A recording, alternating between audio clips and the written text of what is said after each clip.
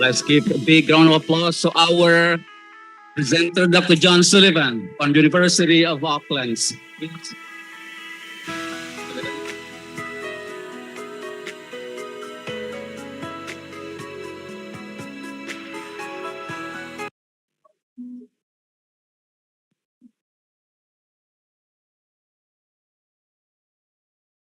Baik Bapak Ibu, sebelum saya cus dalam bahasa Inggris, ketika saya mengatakan KSDM, mohon dijawab dengan kata luar biasa. Sekali lagi, ketika saya mengucapkan KSDM, mohon dijawab dengan kata luar biasa.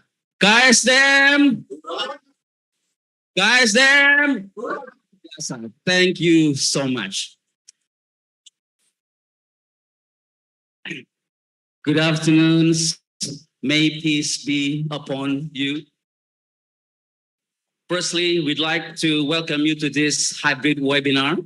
My name is Danny Andres, and I feel so excited to be a host for today's hybrid webinar conducted at Directorate General of New and Renewable Energy and Energy Conservation today, 2nd of May, 2024 in Cikini, Jakarta. Once again, big round of applause to all of us.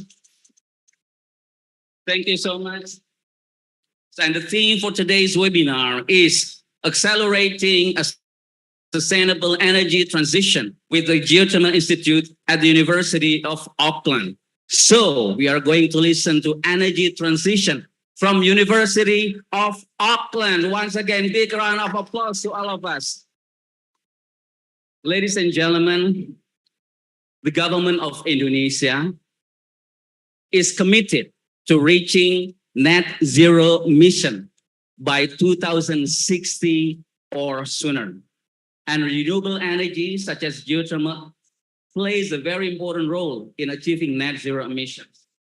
And to support NZE, the Human Resources Development Agency or BPSN SDM, fully support the energy transition by providing competent and professional human resources. So distinguished ladies and gentlemen, this is a great webinar. This is a great webinar and big opportunities to all of us to study in Auckland. So this is very good opportunity for us to study, especially about energy transition, to study in Auckland. Of course, this is a very nice seminar. Okay, before we proceed further, I'd like to greet some important person attending this webinar. First, dear Mr. Bambang Utoro, the head of PPS Aparatur. Welcome, Pak Bambang. And also dear Dr. John Sullivan from Geothermal Institute, University of Auckland. Welcome, sir, to Jakarta. Nice city, but it's very hot. And also our moderator, Mas Aulia Rizky Pratama, thank you for joining and welcome to the seminar. And also high-rank official from the Ministry of Energy and Resources, and to all participants attending this webinar, either physically or virtually to this webinar. All right, ladies and gentlemen, to begin with, we are going to hear the opening speech that will be delivered by Mr. Bambang Utoro. Our Utoro, time and floor is yours.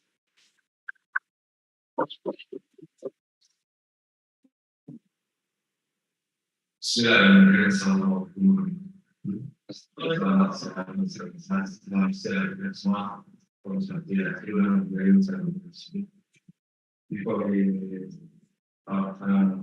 deliver in English, I would like to speak in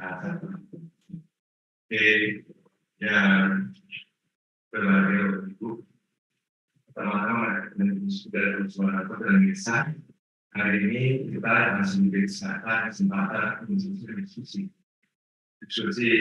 pada hari ini luar biasa dengan pengalaman kita baik untuk bidang ke dikenal maupun ngerti informasi bagaimana mendapatkan ilmu. Thank you for all participants for attending offline and physically and online. So Zoom or YouTube live streaming. Today, we have the opportunity of holding this seminar that will provide us with a great knowledge regarding one of the most discussed renewable energy topics, namely geothermal. As we already know that Indonesia developed policy in energy transition. So toward net generation 2061. A part of the plan is to increase geothermal energy usage and to be used in 2035.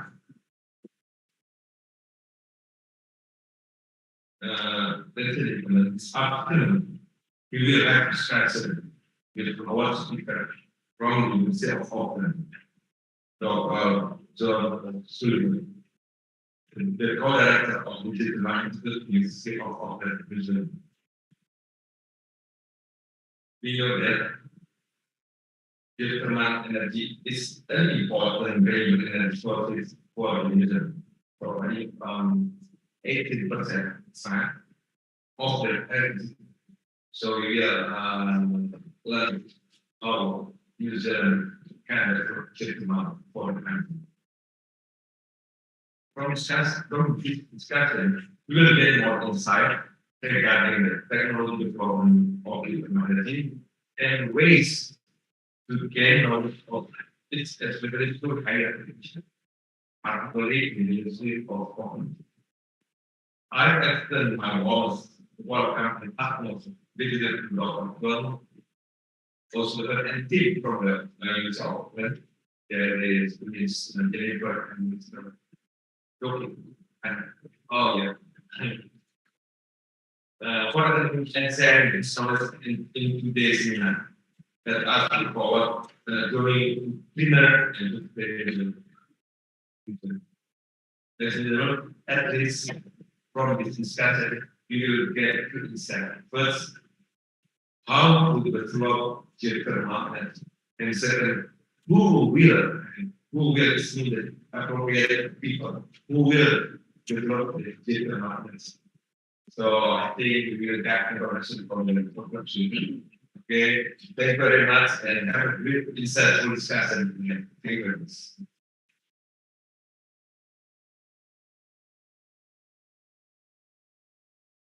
Thank you, Pak Bambang, for your opening speech. I think one point of his speech is that the importance of geothermal to the Ministry of Energy and Resources. Ladies and gentlemen, International Manager of Auckland University also would like to present the campus to all of us. So we should know more about the campus. Would you please come forward, General Ocean, to deliver about the University of Auckland.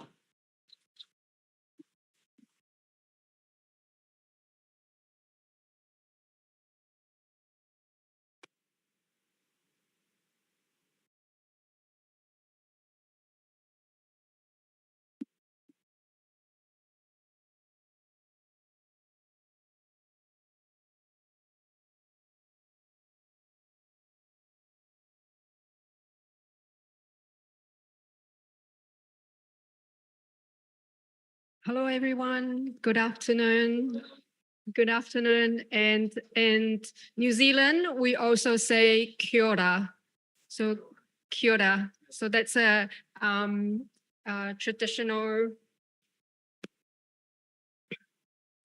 in Maori in New Zealand. We also have Maori as one of our national language. So we say kia ora. Thank you for taking the time this afternoon to join us in Dr. O'Sullivan's masterclass. My name is Jennifer, and I would like to just share with you a little bit about the University of Auckland.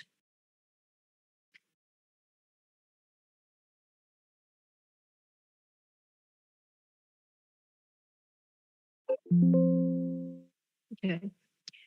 University of Auckland is located in Auckland, which is the largest city in New Zealand.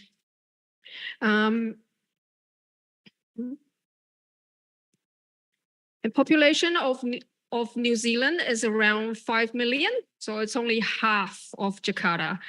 And in Auckland itself, we have about 1.6 million people residing in Auckland. About over 40% of Aucklanders are born overseas.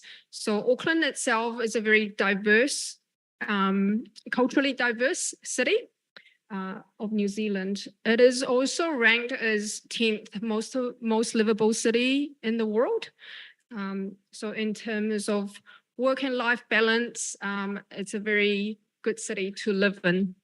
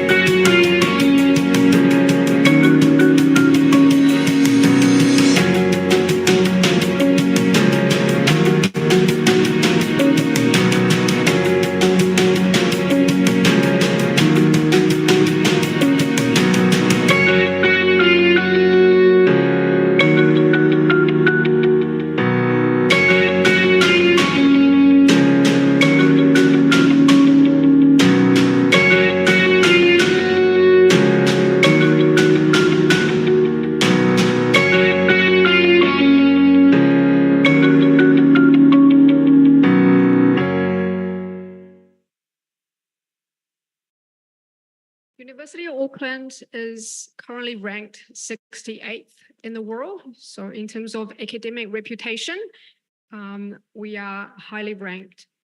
We are also the largest university in New Zealand with around 43,000 students and 6,000 staff. And about 8,000 of those students are from all around the world. In terms of our sustainability ranking, University of Auckland is also ranked 5th in the world.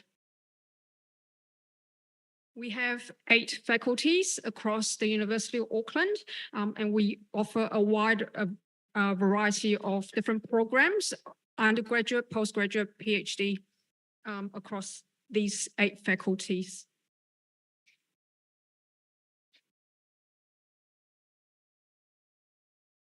Our main campus is the Auckland City campus, as you can see, is located right in the heart of Auckland City. So students who do study at the University of Auckland has easy access to public transportation, to facilities that are very convenient if you live in the city. University of Auckland also offer a wide range of support systems for any student that do study with us. We have the largest student accommodation across all compared to other universities in New Zealand. So we can accommodate for different needs of the students. We also offer academic and learning support services as well for students who do study with us. And we have other support services as well. For example, health and counseling. We have doctors and physiotherapists on site to support our students who do study with us. Our engineering faculty is the number one engineering faculty in New Zealand. And this is our amazing new engineering building that's open in 2020. That's also located in the city campus. So for engineering, what's engineering about? It's all about solving problems and making a difference in society. And as Dr. John O'Sullivan will cover more, and how we, as engineers can contribute to that in terms of solving problems to make the world a better place. So at the University of Auckland, we offer a wide range of different master's programs, and one of which is the Master of Energy, where Dr. John O'Sullivan will talk a little bit more about.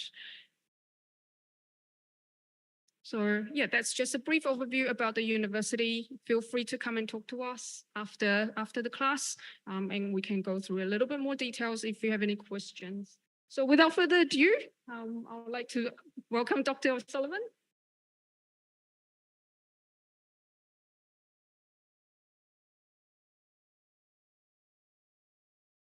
Thank you, Jennifer. What an amazing campus, right? So I hope that more and more, workers or RSN, we call it as a civil servant from our minister, would go abroad and to study in Auckland, in University of Auckland, one of the best in the world, I guess. Wow.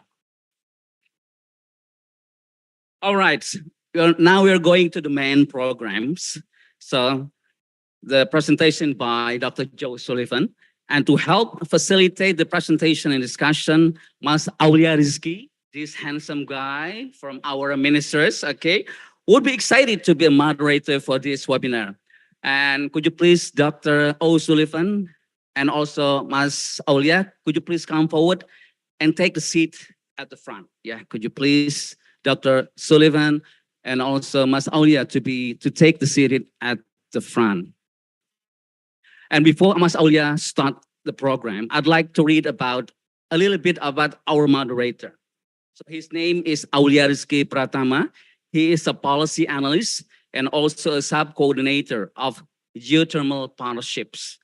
And he earned his master's degree from University of Auckland in 2017. Is that right, Mas Aulia? Okay. So without further ado, let's give applause to Mas Aulia Rizki Pratama.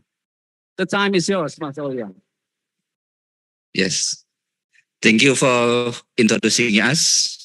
Well, it's been an honor for me to become your moderator in this wonderful event. Well, as far as I know, New Zealand has successfully shifting the energy sectors from fossil fuels into renewable. And currently, the renewable portion in the energy mix is around 88 or 90%. So Dr. John O'Sullivan, one of the lecturers in the Geothermal Institute of the University of Auckland, will talk about the energy transition and also about the geothermal energy. And perhaps we can grab some insights about how is the strategic way to shifting the energy sectors from fossil fuels into more renewable energy sectors. So without further ado, I'm going to invite Dr. John O'Sullivan to make his presentation. So please come forward, John. The floor and the time is yours. Thank you.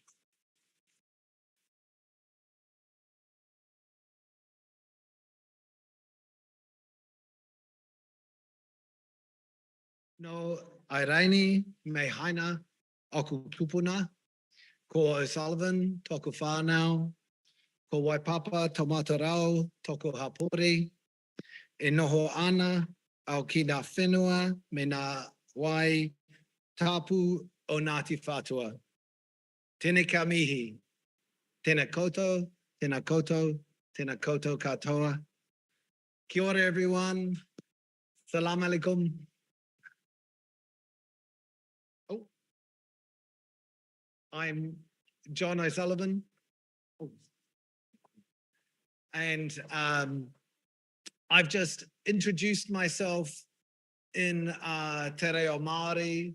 As my colleague Jennifer said, we have two official languages in New Zealand. One is Māori, the language of our Indigenous people. And what I said was where my ancestors are from and where my place is in the world in the University of Auckland and with the people of the Ngāti Whātua. I'd like to thank the ministry for welcoming us here today, and particularly Park Parahoro and Park Bangbang, and also Park Kiki for the invitation. It's a real pleasure to be here. Great to see old friends, Marsolia as well. And thank you to the MC for the kind introduction. I've been to Indonesia many, many times. I have a lot of friends here and it's great to be back. You can see I'm wearing my batik. Thank you. Unfortunately, as I get older, my batiks stop fitting, so I have to get more batiks each time. So, but this one, I hope it's good for a couple of years. So, as Marsolia mentioned, we're going to talk about trying to accelerate towards accelerate the energy transition in a just and sustainable way. This is a masterclass, and I know that there are a lot of very skilled, intelligent, capable people in the room. So there's going to get some technical detail around some of specific technology that we're using. So I will give a brief introduction about the Geothermal Institute and its place in the University of Auckland in New Zealand. And then I'll talk about what we're doing to support the sustainable and just transition. I'm going to talk about teaching and capacity building and its importance. And then I'm going to move on to a technical session around geothermal modeling in particular, which is my specialty, or one of my main specialties. And I'll talk lastly about opportunities to collaborate with the ministry.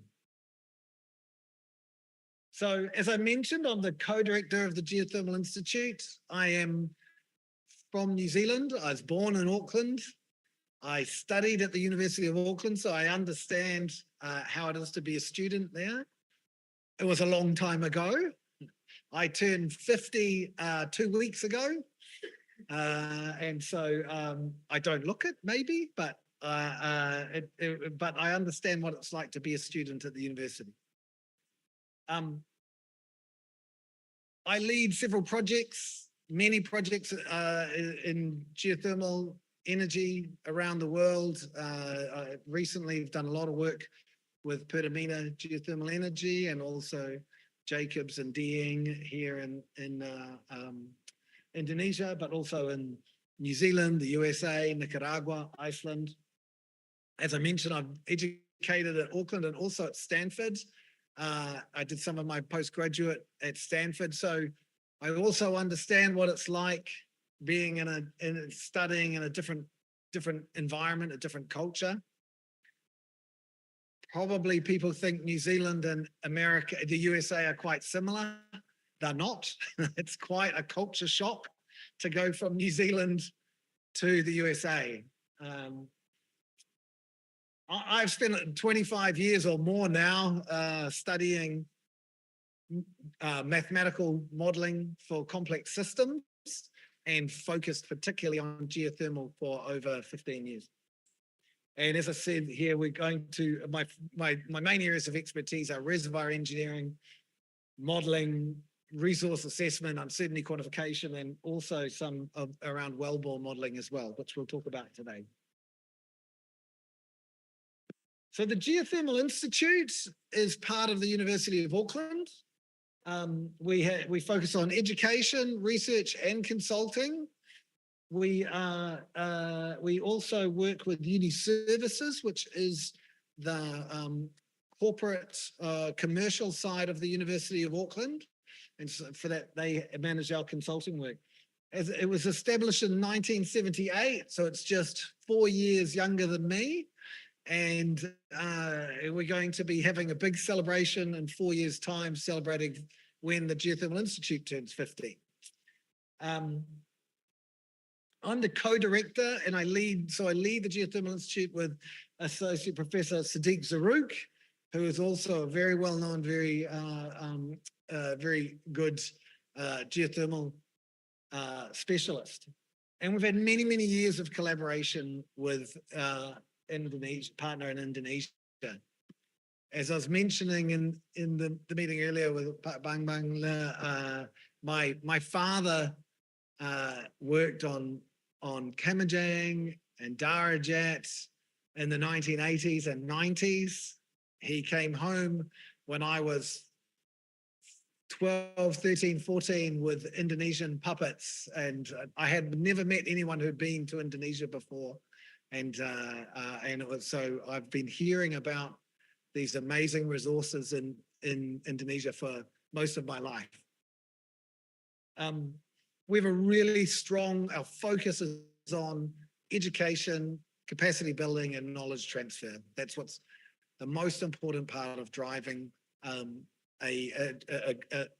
good transition.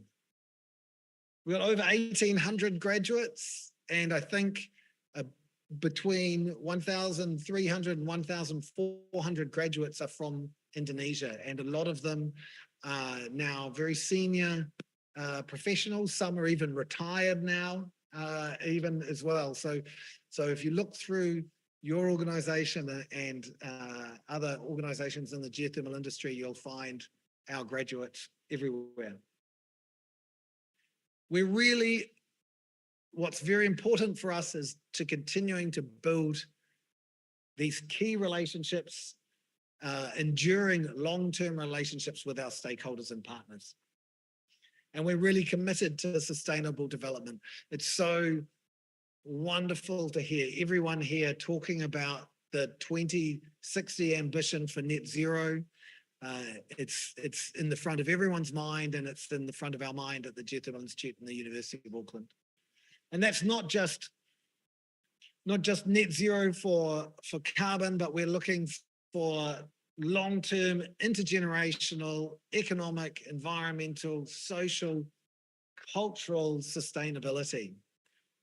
Okay.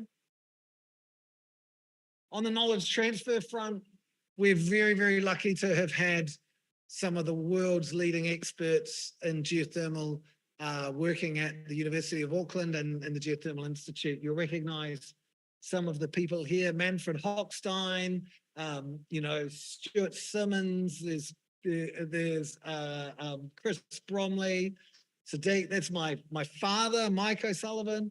Of course, Ibu Priyutami comes and teaches regularly. And Rosalind Archer, Roland Horn, some of the younger people. Michael Gravatt is a younger person coming through, and Bridget Lynn, and myself and Sadiq. But many, many very prestigious people have been part of the Geothermal Institute and contributed. Ibu Nini Sabtaji, obviously, is a graduate as well. And we've got world-leading partners. We've been working with PGE a lot recently. These are people that we've got long-term relationships. Contact Energy, who run the Wairaki Power Plant, which has been operating for more than 60 years now. We've been collaborating with them for over 30 years. Berkeley National Lab in the USA, we've been working with them for at least 30 years. So Sequent, Jacobs, Mercury, EDC, GNS, Eastland, these are all companies that have a long record in geothermal and we've got long-term relationships with them. So we all agree geothermal energy has an important role to play in the energy transition. And capacity building, knowledge transfer, as we've heard all the speakers mention, they're critical to ensuring that we're going to have equitable access to that renewable resource. And improving geothermal technology is going to increase its impact and accessibility. We're going to be de-risking new developments, improving operational efficiency, increasing the use of direct heat, and access to advanced tools, and maybe even the co-production of minerals has become a very important part of geothermal in recent years. And if we look at the Sustainable Development Goals, I think we're hitting at least 8 of those 17. So geothermal has an important role to play. And here at the ministry, you're going to be responsible for supporting many of these aspects of that transition, particularly de-risking new developments, looking at the increasing use of direct heat and co-production of minerals. So in terms of teaching and capacity building, as Jennifer showed you, we offer a wide range of courses at the University of Auckland. There are lots of options from lots of leading experts that'll be on the teaching team. In geothermal, we have a 6-month postgraduate certificate. We have the Masters of Energy, which is 12 to 18 months. And a key part of that master's degree is that the projects can be industry focused. So that means if you come from the ministry, you bring projects that you want to work on as your research project, and we will support that. Right now, I've got 7 master's students from Indonesia, and all of them are working on industry projects. 5 of them are looking at resource evaluations of Indonesian early stage development systems. We also do PhDs as well, of course, and that's 3 to 4 years of study and intense research into a particular focus area. We do short courses. There's some of your colleagues may be in New Zealand right now. We've got a short course on geothermal project management with Indonesian and Filipino students right now. And and we do webinars. I'm doing one with you right now. And another key one is the opportunity for mentoring.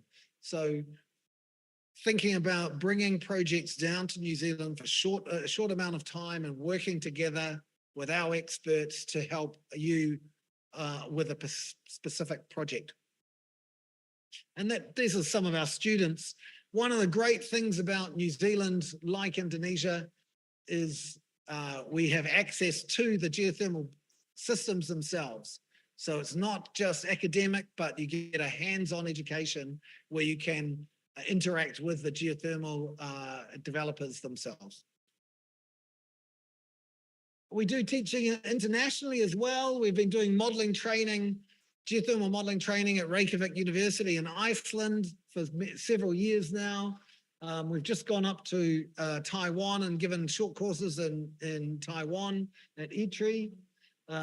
We have a mentoring program with PGE. Here's my team. You'll recognize some of the people in the photo there from PGE. And also we work with, we were doing pre-conference workshops at IIGCE, and here's our team at enjoying some of the amazing food here in Jakarta. With support from the New Zealand government, we're doing outreach in terms of webinars. This is webinars that we've been doing in East Africa, in partnership with the Africa Geothermal Centre of Excellence and the African Union and the African Geothermal Facility, supported by the New Zealand Ministry of Foreign Affairs and Trade. And we even did some of it in French this year. So outreach, capacity building is a really important part of what we're doing. That partnership with MFAT is important for delivering the short-term projects, and we have Manaki scholarships for these short-term courses.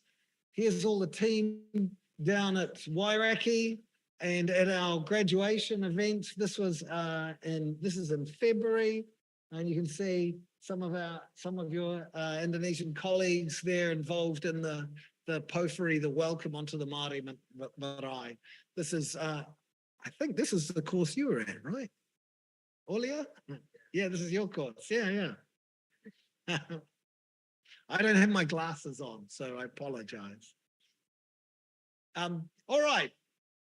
Now we're going to get to the masterclass technical session.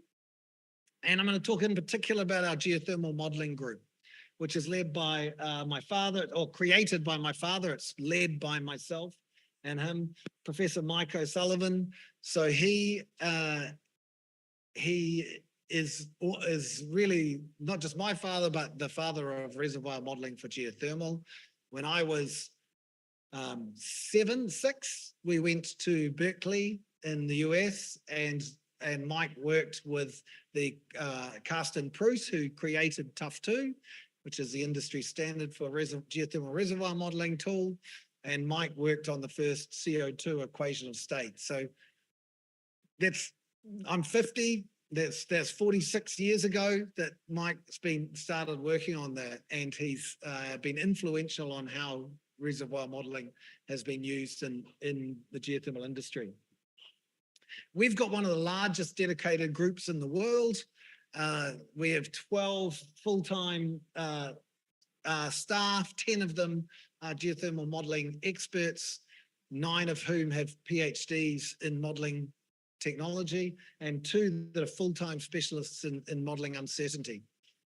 We have interns, 5 to 6 interns annually, and we have a lot of, as I mentioned, we've got 7 Indonesian masters, 1 from Japan. This is just in my team, and 3 PhD candidates.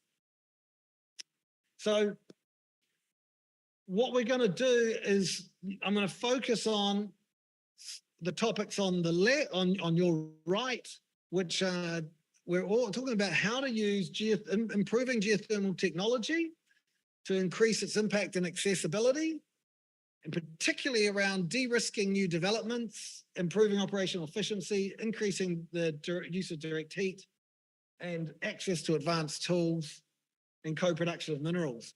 And I'll talk through each of these topics on the right in a bit of detail in this session, but it'll be, I'll introduce them as they come through.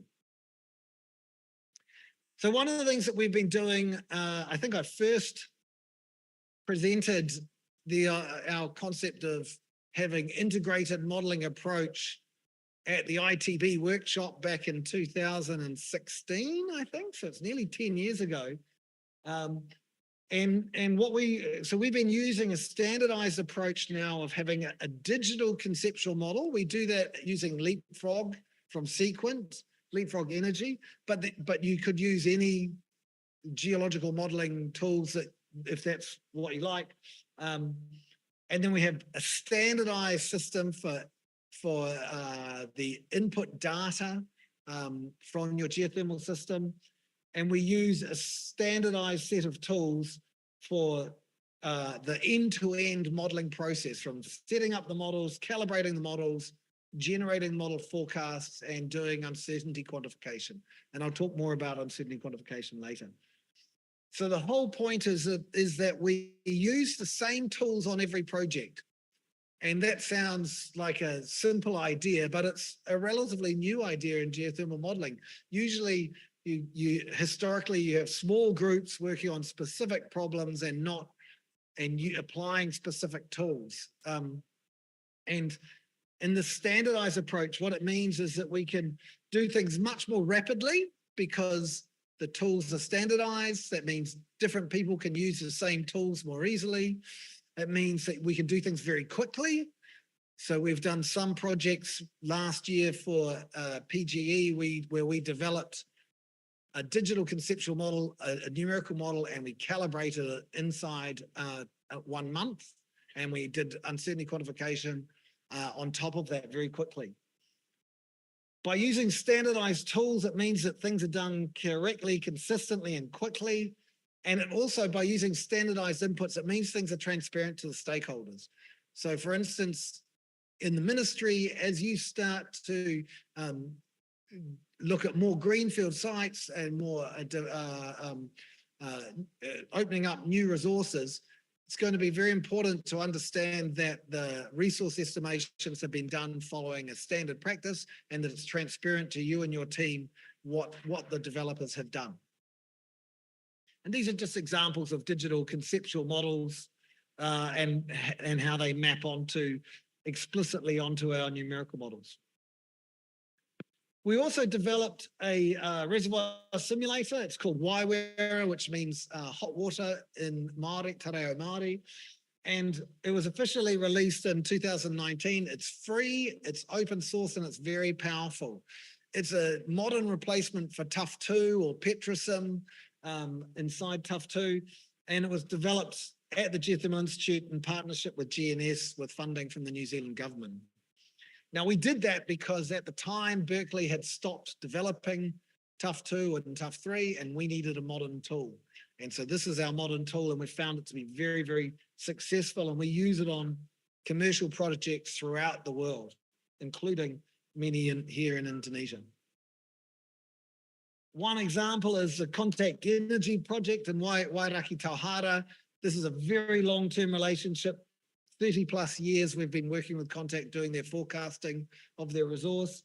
And so they use our reservoir engineering, reservoir modeling to help them understand the permitting for the next 30 years. So that will mean by the time this finishes, Wairaki will have been running for nearly 100 years and providing electricity. How to planning the expansion, where the wells will go.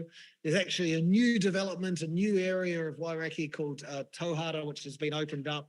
And we're also helping to support approaching net zero by looking at how we can re-inject all of the CO2 to make it completely net zero.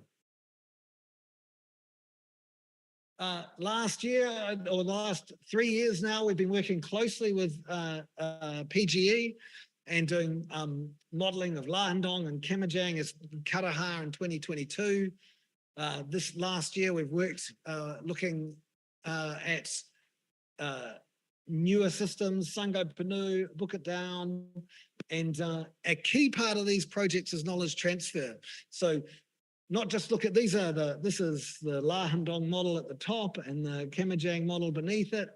And so not only looking at these established systems, but also looking at new developments and resource assessments for new developments. And a key part is knowledge transfer, handover training. And as I mentioned on Monday, we've got team members from PGE coming for mentoring in New Zealand.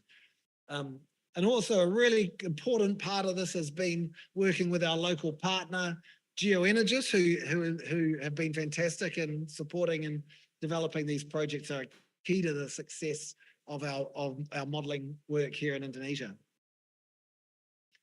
Okay, this is a project in France where we're looking at, up the top there, a lot of people don't know this, but Paris, 25% of the heating in Paris comes from geothermal energy. So in the middle of the old Paris city, they drill geothermal wells to 4 kilometers and they produce direct heat energy. And so up there is a map of Paris. You can see the Eiffel Tower, and underneath it, they drill down into the deep geothermal aquifer. It's low temperature, but this just highlights the potential for non-electrical use of the geothermal resource. And this is going to offset a lot of carbon by providing heating in the winter and cooling in the summer in Paris. And so we've come up with some innovative modeling approaches to monitor. This is showing how the cool plume spreads out over time from 2010 to 2021. And an important part of managing that resource into the future is making sure you can forecast it with good modeling techniques. Okay. John, sorry, before you start, continue your slide, could you please move the mic closer to you? Oh. So that our participant from the Zoom can follow your speech. Thank you. Yes, I think it's better. There we go. Oh, that's good. Then I can walk around. Okay.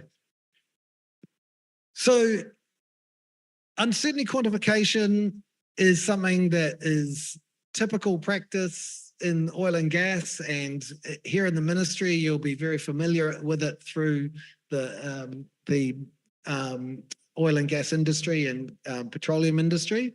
But it's the idea that when we forecast, you want to give a range of forecasts so that you can make much more robust decisions. And what we've done at the Geothermal Institute and the University of Auckland is now that we have the ability to set up models quickly and consistently, and we can run those simulations very quickly with Waiwera, our modeling software. We can combine them with some advanced mathematical tools, and we can do genuine, robust uncertainty quantification for geothermal models. And so we do that. Essentially, what we do is we take the information we have, and it's the same information that you would do a normal resource assessment with, maybe some downhole temperatures, geothermometers, maybe some production pressures and enthalpies if you have done some production, but if you don't, it doesn't matter, and geophysics data. And then what we do is we make thousands of models that are all physically consistent, and we filter them to the ones that fit the data we have. And but the great thing about this method is it can be extended to any data that you can gather. So if there's new data that comes in terms of new geoscientific techniques, or you gather more downhole temperatures, then we can add the data in, and you can easily update your uncertainty quantification. And it means that you can produce things like this, where we can now produce probabilities of where we think you're going to encounter boiling in a particular geothermal system. So here, the darker the red, the more likely it is that you're going to encounter a boiling. And that might be really important, for example, in this area here, where potentially you're not in the boiling zone at all here. Only some of the models, red means that we're forecasting 100%, and the light green is a lower percentage. The same sort of thing when we can forecast what sort of temperatures we would expect. And so this is now showing where we expect to find 200-degree fluid with the percentage. So based on the evidence, where it's red, which shows that 100% of our models are anticipating more than 200 degrees. But it could be very important, again, when you're looking at targets for drilling in the margins. And what it means in terms of your forecasts is we get ranges of forecasts. Now, every single line on there, the gray lines, are all forecasts from different models. Instead of having one model, we now have thousands of models that represent the system. And it means that we can get P90s, P10s, P50s, and we can test different scenarios. So this is a case where we don't do any more investment, and this is a case where we start drilling new production wells. And you can see how the idea is, here's some production history, which is the small dots. And so all of the models match the data quite well. And then you can see when we don't produce many more wells, there's still a range of possible outcomes. But it's not the range isn't too big, because we know quite a lot about the wells already. But in this case, again, it's the same data, we're matching it well, but you can see you get a much, much bigger range of outcomes when you're drilling new wells or exploring, essentially. So this is the kind of tool that oil and gas and petroleum have been using for years, and it's now possible in geothermal with our innovations. And one of the benefits of this is you can apply it even when we don't have any wells, even when we are at a very early stage of development. And so the classical method, the traditional method for resource assessment, is a stored heat calculation, which was developed over 50 years ago. So it's even older than I am, okay? And I know it's the standard method, and it's a great first approximation, but it's 50-year-old technology, okay? And so now it uses a very simple model that makes some very simple approximations to the geothermal system, and then does a very simple statistical Monte Carlo sampling. But one of the key factors in the traditional stored heat is the recovery factor, which is very, very important and very uncertain. So when you're trying to estimate how much resource potential there is, the recovery factor affects these distributions in a huge way, which makes it very difficult for people planning, like here at the ministry. So what we've found is that by using our new innovative uncertainty quantification, well, it's not that new anymore. We've been doing it for about 5 years now. But combining it only with geoscience exploration data, we get a new method for geothermal resource assessment. And that what that looks like is we build a digital conceptual model, just like you would build for any exploration system if you're going to plan drilling exploration wells. We take that model and generate thousands of numerical models. And then imagine if we haven't drilled any wells, but I've put these downhole temperatures for future wells that we might drill. And you can see every gray line is a different reservoir model. So there's thousands of models and thousands of possibilities. You can see this is 200 degrees different across the different models. And then what we say is, well, which of those thousands of models agree with the clay cap? And you can see some of the models, we have a clay cap that we can characterize with geophysics in the same way that we use it for a resistivity boundary when you're doing a stored heat calculation. But the clay cap has more information than just the boundary. And we can use it to say which of the models match the clay cap, like this one here on the right, and which ones don't, like this one here on the left. And then what that does is you can see how we choose some of the red lines rather than all of the gray lines. And then once you've done that, you can take all of those models that were a reasonable fit to the information you have, the exploration data, and we can forecast forward with them and do that in a realistic way using realistic extraction techniques based on wellbore modeling, based on the technology of the power plant. And it means that you don't have to rely on the recovery factor anymore. We don't have to estimate it, and it can all be customized to the types of development you're planning. So if you're thinking about binary, then you'll end up with different sets of forecasts than if you're thinking about a flash system.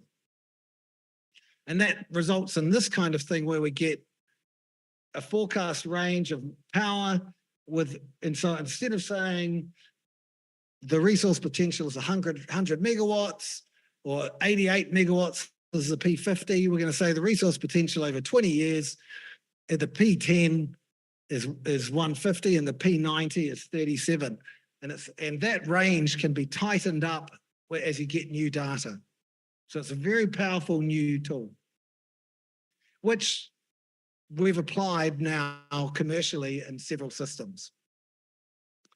We've also been looking at supercritical modeling. So this is the ability to model the deep roots of the geothermal systems, temperatures over 350 to 370 degrees, and looking at modeling how different systems interact. So these are in Iceland. This is a peninsula with 3 different geothermal systems that interact. This is in the Taupo volcanic zone in New Zealand, where these are all geothermal systems, and this is a 350-degree isosurface. And that it's going to be important when we're looking at the resource potential in Indonesia, particularly for hot systems like Dieng and Lahandong, and looking about the long-term future if we want to potentially dig deeper or maybe even look for undeveloped geothermal systems that are deeper and hotter. So it's important for de-risking to understand how these deeper, hotter systems work. So a key part of a key change in the last 2 years is that these advanced modeling tools we're using are now available in the cloud.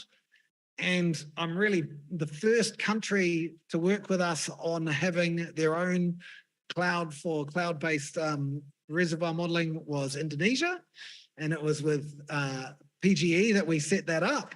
And that's fantastic because it gets around a whole set of issues around data security, data sovereignty, so that if you set up a cloud in Indonesia, then that all the data remains within Indonesia. But the key point of the cloud is that it means that it's everywhere, anywhere in the world you can use it. You don't need to spend a lot of money on expensive computers. You spend the money on running the models in the cloud. And so we're running typical production models in 3 minutes as opposed to 8 hours. And that completely changes everything when you can run these forecasting models so quickly. And the cost is less than $1. So it opens up all this possibilities, and it will be a real game changer for the geothermal industry. So I think the ministry, you need to be across this technology coming, because it's going to become the industry standard of how people estimate how geothermal systems work.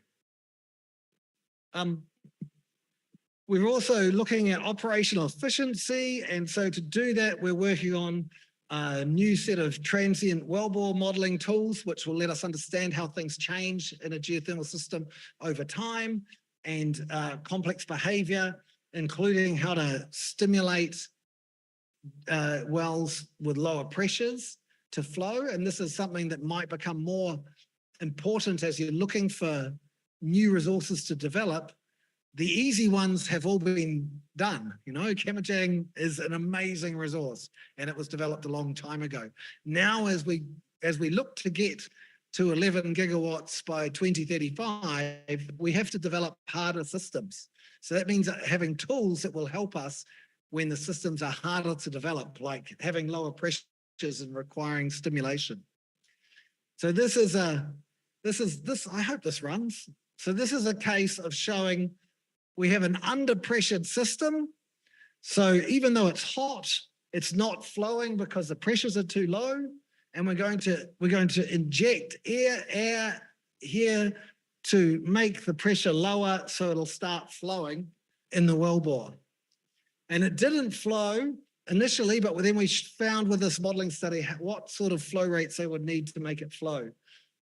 This is just some details around the boundary. So essentially how we're injecting the air into the well to represent this case. So this is what it looked like when it wasn't flowing. So quite hot. This is a downhole temperature. So down the well, 250 degrees. So quite hot, but low pressure, only 60 bar. And you can see it's not flowing. It's got a gas cap here of condensate and air, and it's not flowing. And if we inject some air at about 0.1 kgs per second, you could see that you lift the column a little bit, but it still doesn't flow. But then we've increased it to 0.05 kgs per second, and you can show that this will then allow this well to flow. So again, we've got pressure, downhole temperature, so you can see 250 degrees. There's zero flow rate, and there's a mixture of, it's mostly all liquid with only a little bit of vapor in it. And I think, will it run? You might need to click on that plot and click on this video to run it.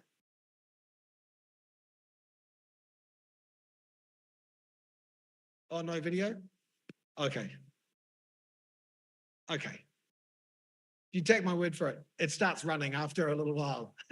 But it's quite interesting to see how that works. A similar thing is talking about doing it with CO2. Now we're thinking about how much CO2 can we add back into the reinjection if we're going to be net zero. Geothermal is a wonderful resource in terms of sustainability, renewable resource. There is often some CO2 in the fluid. Some systems it can be a lot, some systems it can be very low. But the best thing we can do is put it back in the fluid and re-inject it.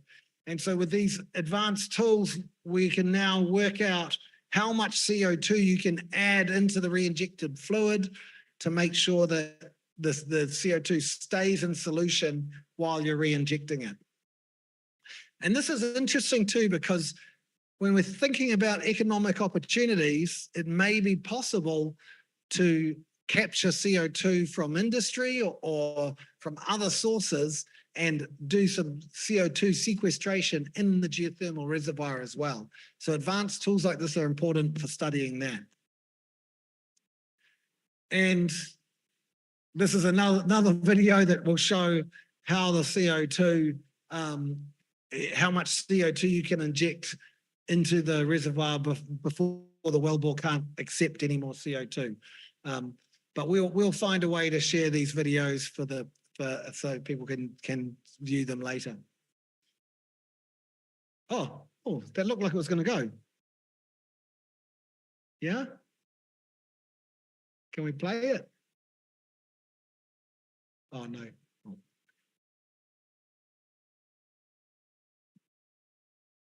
If you wave the mouse around on it, maybe it'll go. No? No. Okay. All right. The next thing I wanted to talk about was the potential for extracting rare minerals from geothermal brines. And so an important one is lithium has been identified, and not just from an economic point of view, though this is work that we did with the Americans at Berkeley on a system called Salton Sea in the USA, and it was published as part of a report for the Department of Energy in the USA. And the estimates were nearly $3 billion worth of lithium. So a huge amount of economic benefit, but also really valuable in terms of energy security. It means that if you can produce your own rare earth elements that you might need for your energy transition, particularly batteries, it makes it more secure. And so this is the same approach. We're modeling a geothermal system. Here's our digital conceptual model, the geothermal plume, some faults and geology, the hot plume. And then what we do is we model the amount of lithium that can be produced by matching the different chemistry. So this is sort of advanced modeling where we're matching chemistry production, and we add in the lithium. This is the lithium concentration at the top there in the production history. And you can see here, this is sort of showing how the lithium plume changes over time. And you can do these scenarios, and we published this at the Stanford workshop this year, showing how by controlling your re-injection locations, you can manipulate how much lithium you can produce into the future. And you can increase the lithium production by up to 30% by managing the resource using these advanced modeling techniques. And this is you can see this one just shows a small effect on enthalpy over time, a small decline. So basically, you're co-producing minerals at the same time as continuing to produce energy at almost no cost. So you get that $3 billion of minerals essentially for free. Okay, I'm just about finished. I just really, so as a group, we need to think about our opportunities to collaborate. We've started the journey. It was fantastic to sign the MOU with the ministry in 2022, and we need to think about now what are the steps. Pat Pororo said we need to crack the egg and take those steps. We're very aligned already. The goals in the ministry are similar to the goals of the University of Auckland and the Geothermal Institute. There's a lot of opportunity for capacity building and knowledge transfer in New Zealand. We really do we can work on joint research projects focused on Indonesian issues and challenges. we're also available to provide that expert advice and reviews. As Masolia said, we're very privileged to already be 90% renewable, so we have some experience around that transition to a net zero energy system. And we were really very glad to have delegations from the ministry visiting New Zealand, and I think it's a good idea to keep that up. Please consider coming to our geothermal workshop in November. This is, if you look carefully, you'll probably see some of your colleagues there from last year. So really, when we talk about our world-leading enduring relationships with our world-leading partners, let's get the ministry up there as well, okay? Tēnā kasi, tēnā koutou katoa. Thank you very much. Oh, and all of the references that we talked through are here, available on the slide. Okay. Thank you very much, Dr. John O'Sullivan, for your presentation. Again, please, participant, give big applause to Dr. John. So for the next session, I will open up to 2 questions from the participant who joins here. You are welcome to raise your hand, introduce yourself, and ask the question both in Bahasa and in English. So perhaps anybody want to ask? Yes, please, Pak.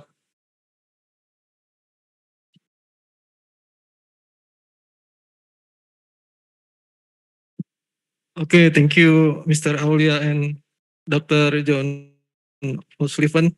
My name is Budi. I came from research for research and development for oil and gas, Lemi Gas. I would like to ask you a question referring to your presentation based on your experience in many countries. Will geothermal energy be ready and be reliable enough to take over the oil and gas lion's share as the main energy to power electricity for a whole country, and especially in terms of stable supply every day and economic point of view? Thank you.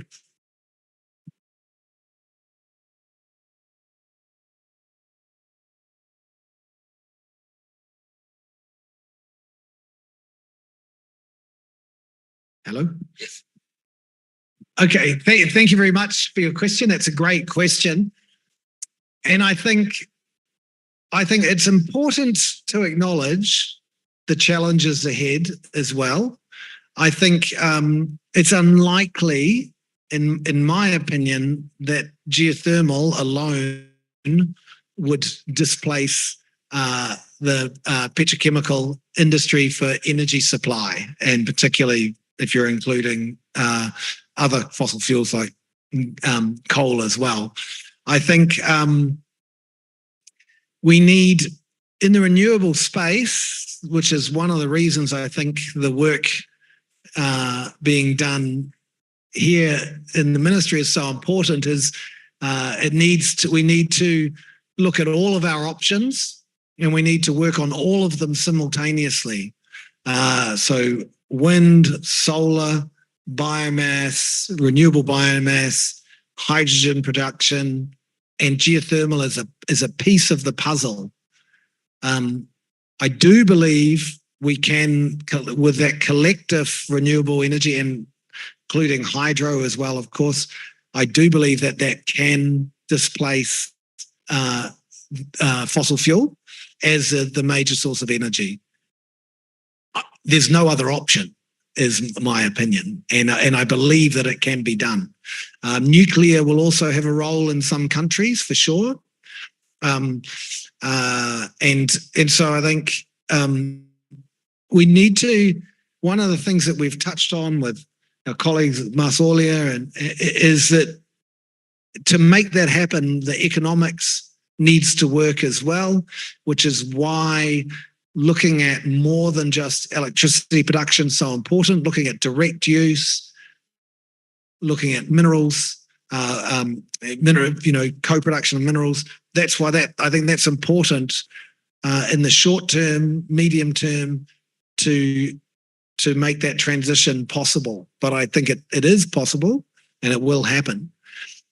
My last point on your question is, I think as we see an increased share of renewables, and particularly intermittent renewables, into the energy mix, what we see happening in places like California is that wind and solar can produce 100% of the energy requirements at some parts of the day. And so we need geothermal to not just be base load, but it needs to be load following. And so there's work to be done around looking at how to make geothermal more dispatchable. My colleagues tell me that the technology exists for that already, but it's actually more of an economic issue around how to make geothermal dispatchable, essentially paying people not to run it if it isn't required.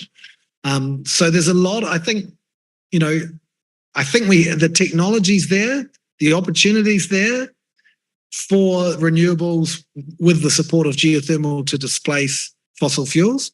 We need the political and economic will to do it. Thank you. Terima kasih. Agree, John.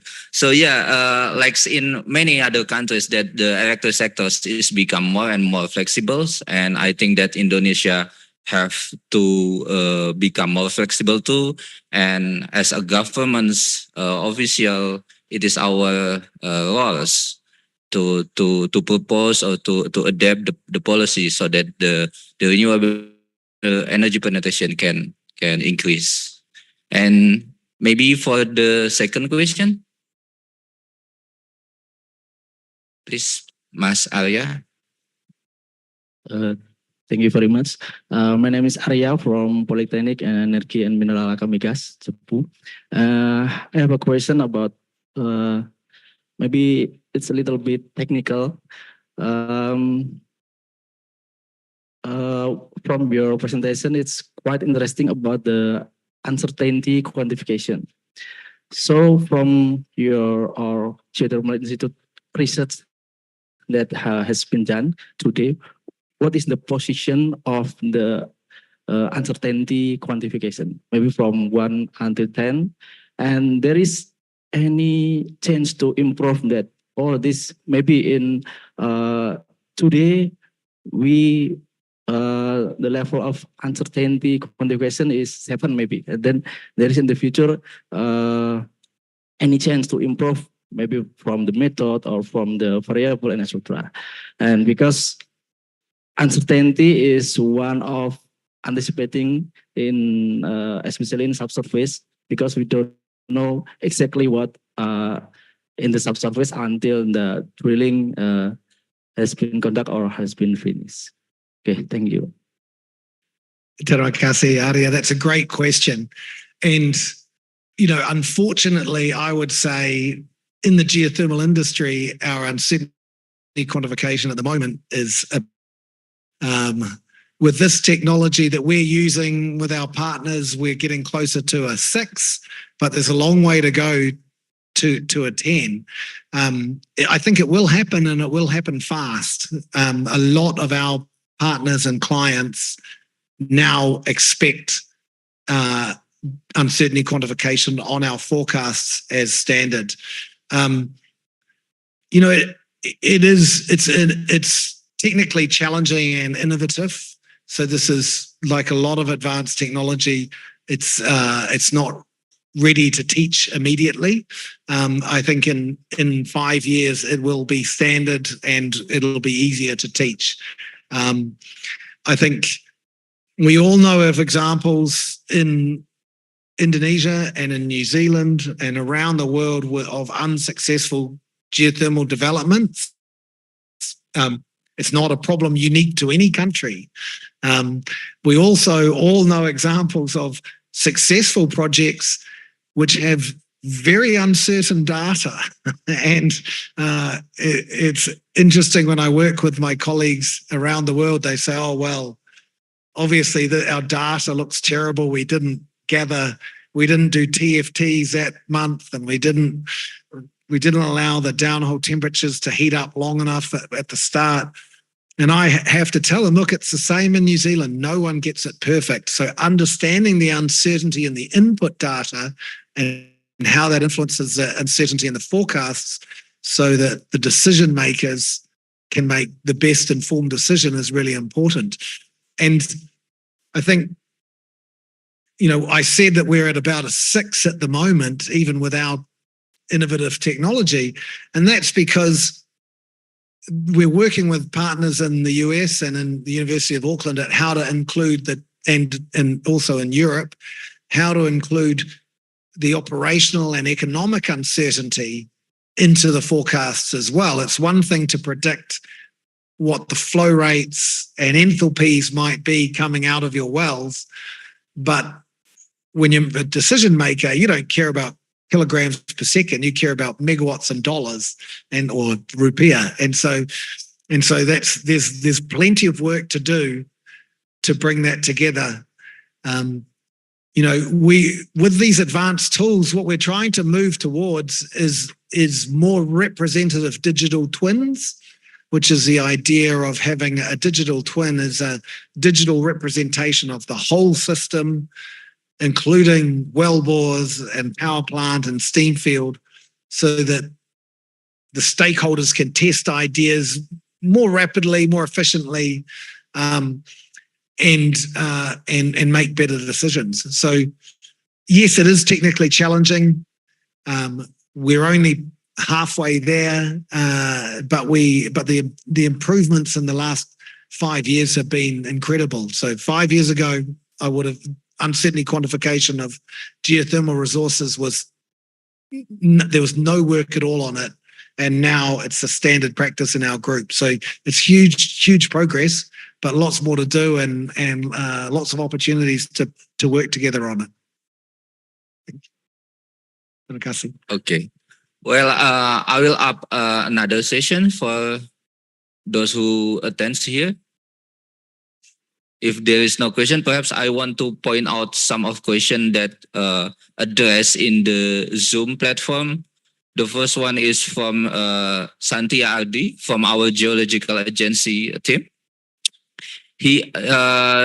Basically, our geological agency conduct the 3G survey in the early exploration phase, and also we also conduct thermal gradient in several locations. So the question is, how can the University of Auckland strengthen the geothermal exploration in the early stage? Is this just through the modeling methods? And what is your suggestion to maximize the quality of our geoscience data? That's a great question. I'm a modeling expert, so that's what I've focused on today, but we do a lot of work at the Geothermal Institute and the University of Auckland on many other aspects of geothermal technology. So there are new technologies that my colleagues would be better at describing in the geosciences, but I'm certainly aware of using geophysics and wave splitting techniques, using relatively inexpensive monitoring of micro earthquakes to look at where the liquid water and the vapor and the boiling zones are occurring. For systems like hot geothermal in Indonesia and New Zealand, that could have a lot of potential. It's quite exciting. That's being led by the team in Berkeley, and they've already applied it to some of the systems in Taiwan. So I think that's an exciting new space to watch in terms of geoscientific techniques. My colleagues in Europe and also at GNS have also been talking about using downhole measuring devices for MT and conductivity, as well as the above ground arrays, and they particularly for low temperature resources, there's some good studies that show that a downhole conductivity measurements might be very useful for identifying the distribution of the hot fluid. So, you know, it's all about characterizing where we think the hot fluid is. And, you know, modeling is a key part of that early exploration stage, because the models tell us how the hot fluid could occupy the space it occupies. You know, we can, if we just draw conceptual models that we don't run numerical models of, then it can be easy to come up with something that's doesn't physically agree with the distribution of heat and mass that's possible. Another aspect, I've got a PhD student starting this year, and we're also looking at it from one of the New Zealand government grants applications, is to look at using geochemistry more widely, so that we can, particularly again for low enthalpy systems, to use monitoring data of different geochemistry components to help constrain how the geothermal fluid's moving in the shallower subsurface, as a way of understanding the extent of the resource before you drill wells. And look, drilling wells is expensive, much more expensive than other forms of gathering information. So we want to use all of these new techniques in geoscience and all of the best new modeling techniques to give us the best estimate of what the resource is doing before you spend a lot of money drilling the wells. You know, I think we know there's limited budgets in developing new greenfield systems, and so we need to use the best innovative technology to improve our chances. Yeah. Okay. Yes. Thank you. I agree with you because in New Zealand there are so many direct use application in there, producing with the geothermal shallow and low medium enthalpy. But the case in Indonesia is still limited, and I believe that our colleagues from the Geological Agency also wants to improve their data in the shallow geothermal system, so that the government, the Geological Agency, can provide data for direct use applications. And perhaps next questions. Yes, please. Hi, John.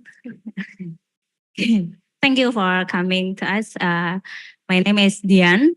Actually, I'm not really understand about technical geothermal because my background knowledge is legal. But it's interesting and glad to hear from the expert. The question is, what efforts are being made by University of Auckland, the government, and the public actually in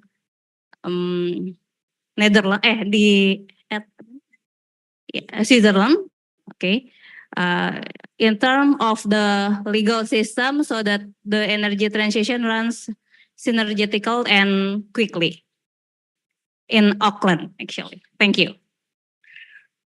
Thank you very much for that's a great question and your kind words. It's,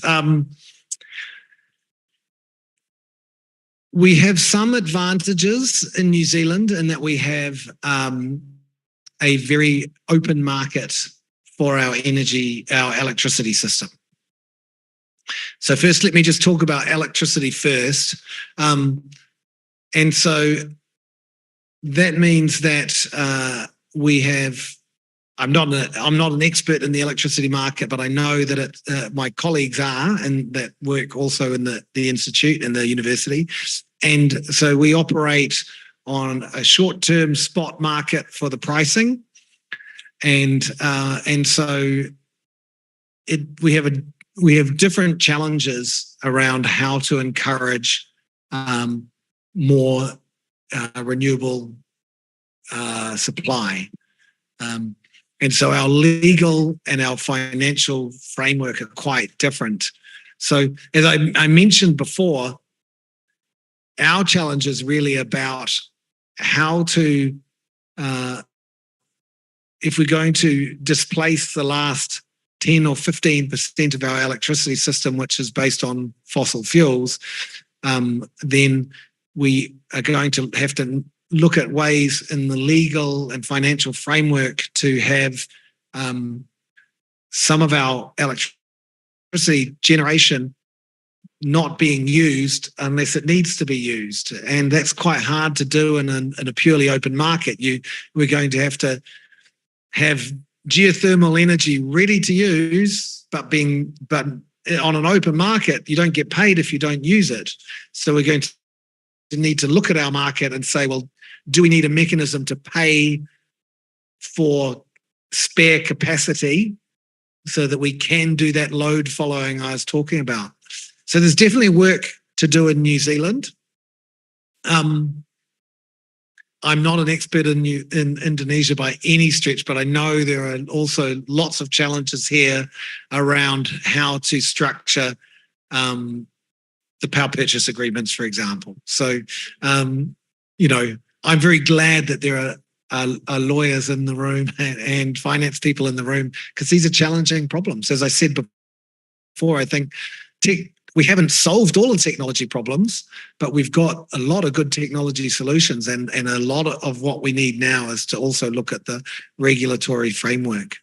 In terms of the rest of the energy system, I think we have a long way to go in New Zealand as well. We,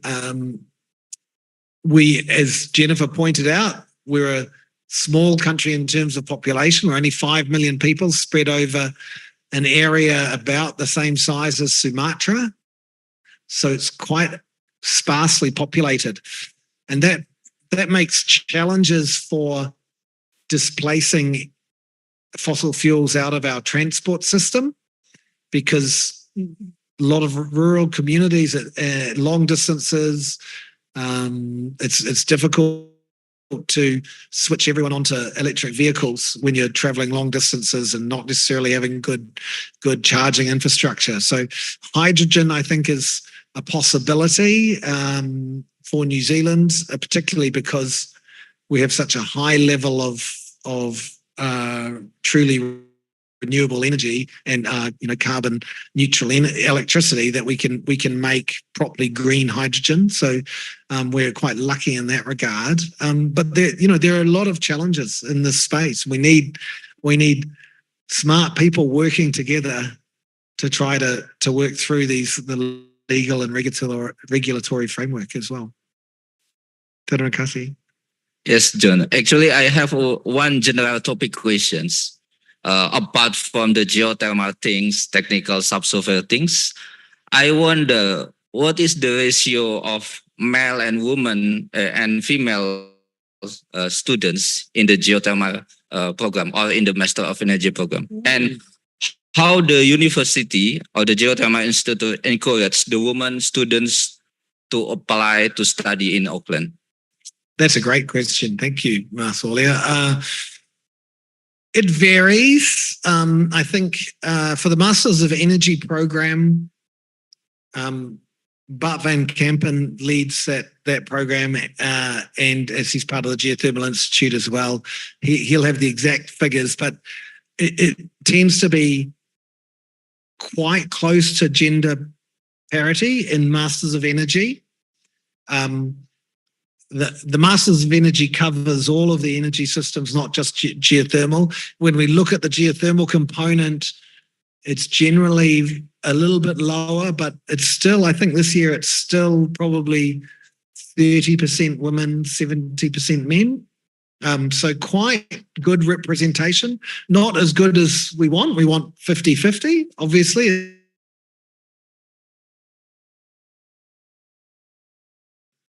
Everyone in the Geothermal Institute is a member of Women in Geothermal Wing. And if you're not a member of Wing, you should join. It's a great organization, and men can be members as well. The idea is promoting gender equality and promoting women as role models in geothermal. So men can do that, promote that as well.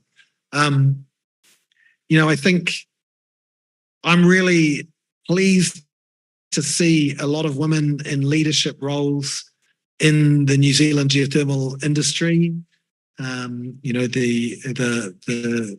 The CEO at Contact is a woman. The new CEO at GNS Science is a woman.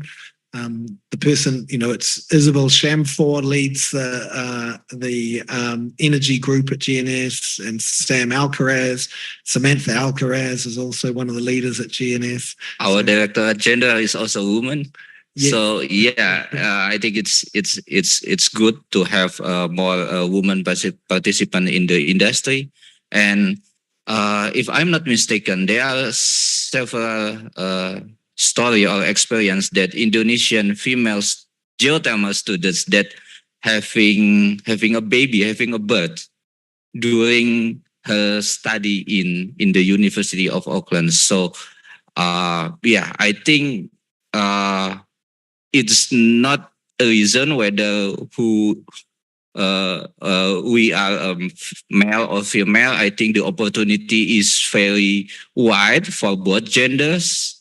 And geothermal industry is not also a male oriented sector. So I think it's good to have more women participant in the industry.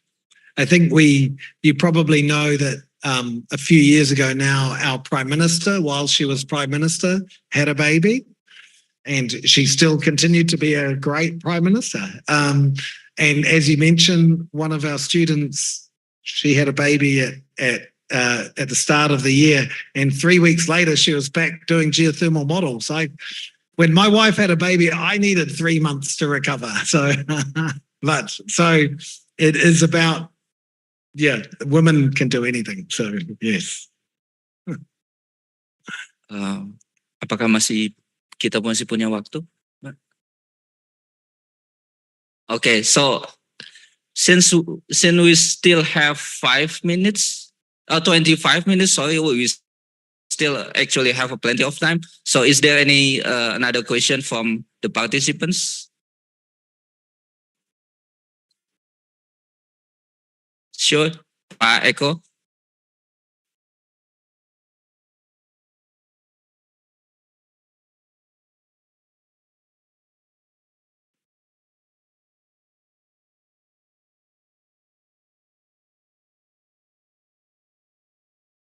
Thank you, Paulia. John, nice to meet you.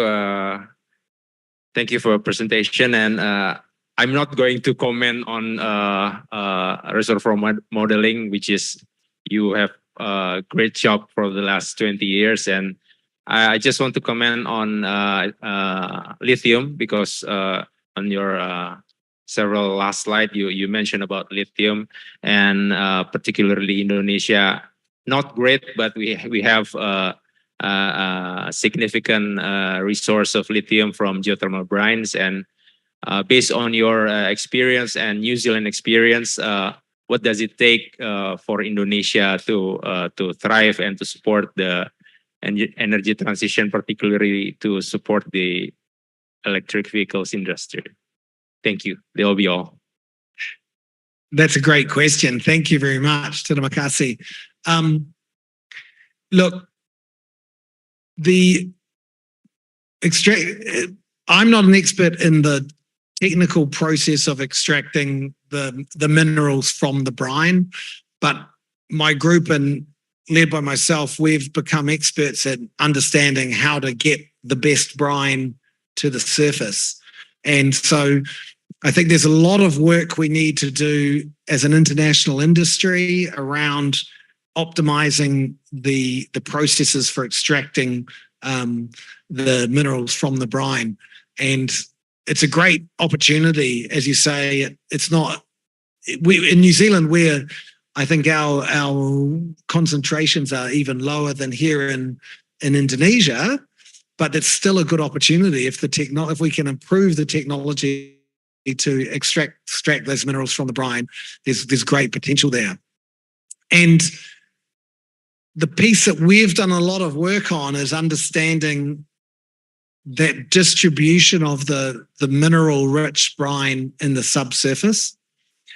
And essentially what you're trying to do is obviously push the mineral-rich fluid towards your production wells, and then you have to re-inject the fluid once you've removed the minerals. And so then the idea is you're going to be re-injecting diluted geothermal fluid without any minerals left in it, or the valuable minerals are removed. And so you need to try to control how quickly the dilute fluid spreads back towards your production. And what we found, this was in the study we did last year in Salton Sea with Berkeley, is it's really important to be thinking about your re-injection flow rates and locations to try to control, it's what we call, it's the chemical breakthrough. So usually when we're thinking about geothermal energy, we think about the thermal breakthrough. How soon will we see cooler fluid and lower enthalpies hitting production? But when you start thinking about mineral extraction, it's the chemical breakthrough. How soon will we start seeing the diluted, re-injected fluid hitting our production wells? And that happens faster than the thermal breakthrough, because the rock, the subsurface has thermal mass, and it's hot rock. And so the injected fluid heats up as it travels back towards the production. But what our colleagues in Berkeley and several laboratories around the world have shown is there's less in the process of the dilute fluid coming back towards production from where you re-inject it. It's less likely to dissolve and absorb more minerals. That happens much more slowly. That happens over hundreds or thousands or millions of years, not over months or weeks, and so or even years. And so it's important to understand that process and be able to modeling is the best tool to try to understand how quickly that process happens, so that you can. The worst thing would be to invest a lot of money in mineral extraction and have the minerals run out faster than you thought they would. And so planning, not just the economics, but the operationally, how that extraction process is going to take place. We think you're going to need to look at injection wells further onto the periphery of your geothermal system to try to delay the chemical breakthrough. But it depends on the specifics of the system and the specifics of the mineral concentrations, because perhaps you will pick up more minerals as the fluid returns in some systems than others. But these are all parts of the study that you need to do as a proof of concept and then feasibility study. These are really important questions. And I think, the modeling has an important role to play in understanding that. But you do need to understand it if we're going, the whole idea is that the mineral extraction is going to add to the economics of the simplest and most common approach now does involve cooling the fluid down to ambient temperatures to try to remove the minerals. And as you know, if we're re-injecting essentially cold water, then we need to be much more careful about where we re-inject it. And so if there can be some improvements on extracting minerals and at elevated even 120, 130 degrees, that would make that process much easier, obviously. We For our study of the Salton Sea, we assumed that that the mineral obviously, but look, it doesn't mean it's impossible. At the same time, we re-inject cold condensate, already. You just need to be more careful about how we do it, and that chemical breakthrough piece, it makes it even more challenging. Which is again where it's we want good, robust monitoring, we want good geoscientific studies, and we want good reservoir engineering and reservoir modeling to support those decisions. Yeah, and that's another reason for us, for the audience, to continue the study to Auckland to learn more about the geothermal extraction minerals and also geothermal energy. Sure. Okay, so is there any questions from the audience?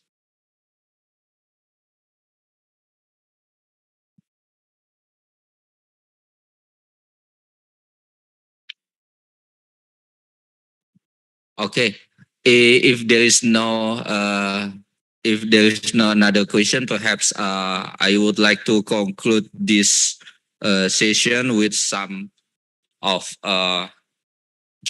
point takens. The first one, Indonesia has a long story cooperation with the University of Auckland, especially in terms of the development of geothermal energy. Many experts and projects have been supported by the university. There are a wide range of academic and professional development courses that the University of Auckland have been offered to us. And the geothermal projects have various hidden opportunities, start from the geothermal direct use application, green hydrogen production, mineral extraction, and even carbon capture storage in the geothermal field. And the development of technology can bring the geothermal resource assessment to the next level so that we can reduce the business risk of the geothermal projects. I think that's all from me, ladies and gentlemen. John, I would like to thank you very much to all of you, especially for the audience. Thank you very much for being the wonderful participants. So yeah, maybe closing statement from Dr. John. Closing statement from Dr. John. Okay, so please, John, could you please give closing statements from us and invite our participants here? Well, terima kasih, everyone. It's been such a pleasure being invited here to present today. Pak Bangmang and all of the team, Mas Aulia. It's been a great discussion. As I said, we've started that journey with the MOU recently, and what we're really looking forward to is building a long, fruitful relationship together. Geothermal has a huge role to play in Indonesia and globally, we think, and I think it's the people that will make it happen. You're the future, and it's only by working together and learning from each other that we're going to meet the challenges we have. So, it's been a great pleasure, and thank you all for coming today. Terima kasih.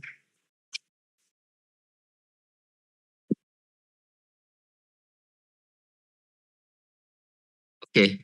Again, thank you for the audience. Thank you for having us. I would like to give the opportunity to the MC. Thank you.